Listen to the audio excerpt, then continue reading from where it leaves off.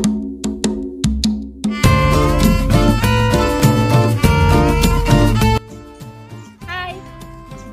ketemu lagi dengan saya, Siwi. Sore ini kita akan berlatih bersama dan saya akan mencoba menemani teman-teman langsung praktek dari pertemuan yang sebelumnya. Bagaimana seorang aktor itu bisa masuk ke dalam sebuah naskah. Pintunya satu, bedah naskah.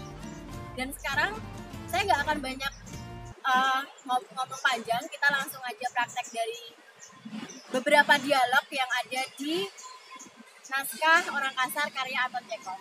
Oke?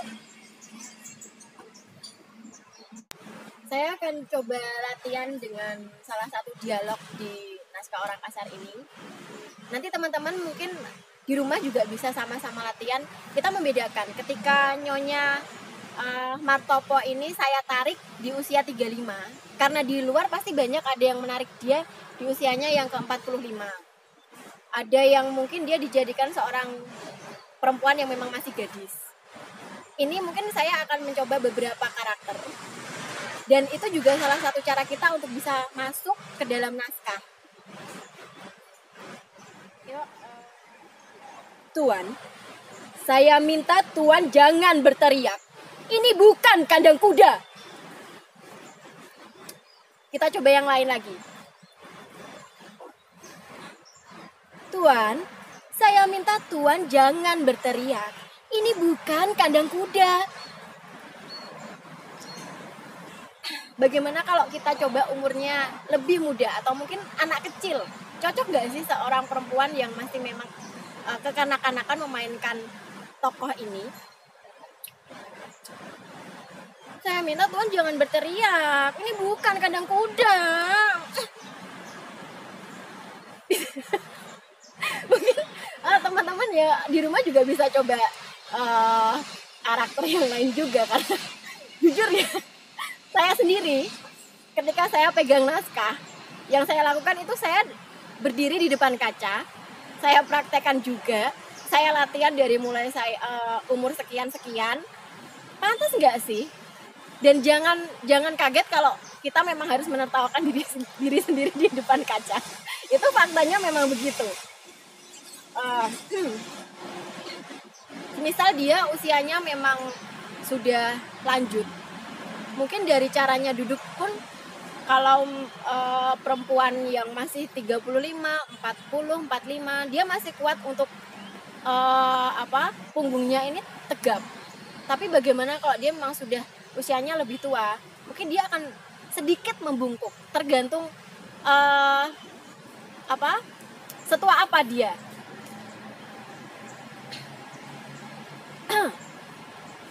Tuan, saya minta Tuan jangan berteriak. Ini bukan kandang kuda. Fokusnya jangan di lipstik saya. Itu mungkin dari suara bisa kita lebih memberatkan suara kita, tapi tetap harus pakai pernafasan perut supaya ini tenggorokan ini tidak sakit, karena kebanyakan kalau memang kita fokuskan di tenggorokan itu endingnya radang tenggorokan. Oke, yang selanjutnya naskah ini kita tarik di settingnya tuh di mana? Tarikan settingnya itu naskah ini kita putuskan di mana? Apakah memang ini kita kembalikan ke Rusia atau memang kita tarik ini ke tanah Jawa settingnya? Otomatis ketika kita ambil setting di tanah Jawa, mulai dari kostumnya, mulai dari nanti setting tempatnya, misal ini di ruang tamu di orang-orang rumah Jawa itu seperti apa? Dan dia ini perempuan seorang janda yang dapat warisan banyak dari suaminya, tinggal di rumah yang mewah, rumah yang biasa saja, atau yang seperti apa? Kalau kita ambil di sini, semisal dia itu memang dapat tinggalan rumah yang mewah, berarti nanti settingnya dari mulai kursi, baju yang dipakai, itu pun harus memang benar-benar menyesuaikan dari situ. Tidak, Tuan tidak tahu. Tuan ini orang kampung, orang tak tahu adat. Seorang tuan yang terhormat tak akan bicara seperti itu di depan seorang wanita. Dari dialog itu, contoh tadi yang saya dialogkan, mungkin teman-teman bisa sedikit menebak. Ini saya ambil tarikannya kemana. Bisa ketika memang di tanah Jawa, dia memang seorang perempuan yang derajatnya itu tinggi, ningrat. Jadi dia bahasanya pun tertata dan intonasinya pun dia juga lebih berani. Berbeda jika itu nanti yang kita bawakan itu perempuan dengan latar belakang di Jawa, tapi dia pendidikannya biasa saja dan latar belakang keluarganya juga apa adanya. Dia pasti intonasinya juga ada terasa ada yang sedikit tidak terlalu menonjol. Tapi izinkanlah saya bertanya, siapakah yang jujur dan setia dalam bercinta? Lelaki barangkali?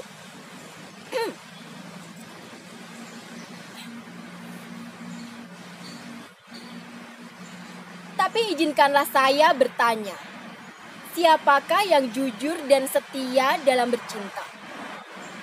Lelaki barangkali?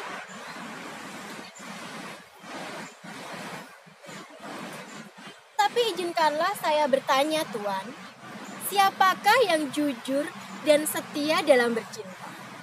Lelaki barangkali?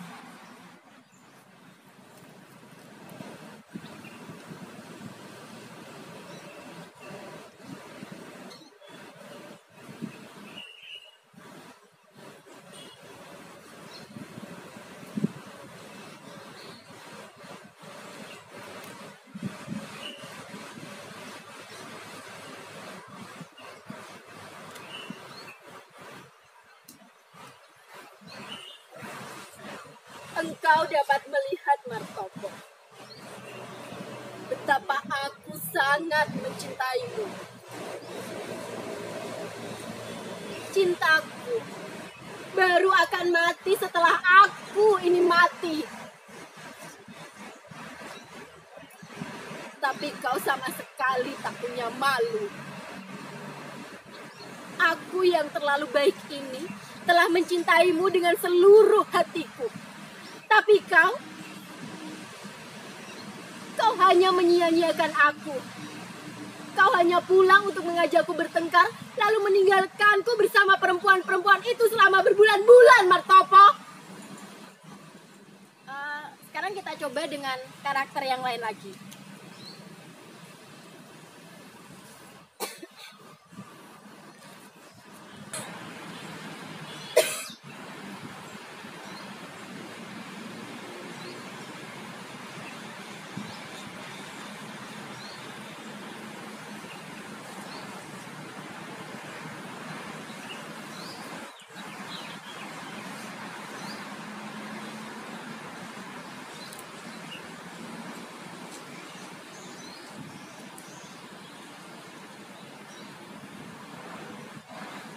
Engkau dapat melihatnya, Martopo.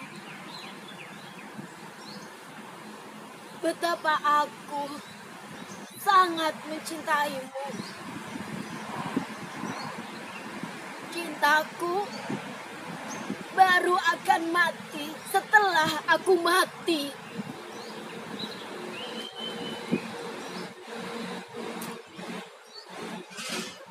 Tapi kau sama sekali tak punya malu, Martopo. Kau hanya pulang untuk bertengkar denganku dan meninggalkan aku berbulan-bulan bersama wanita-wanita itu.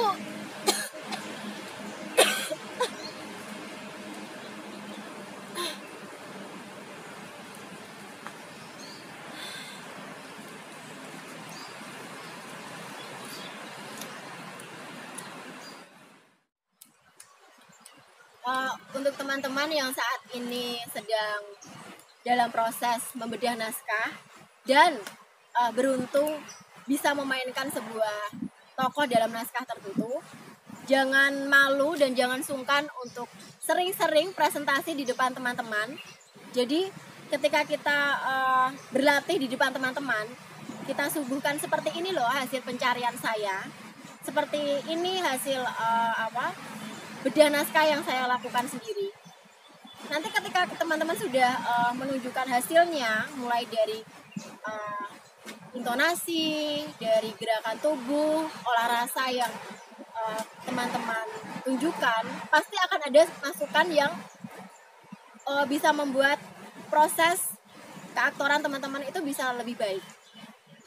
Tipsnya cuma satu, memang tidak tahu malu.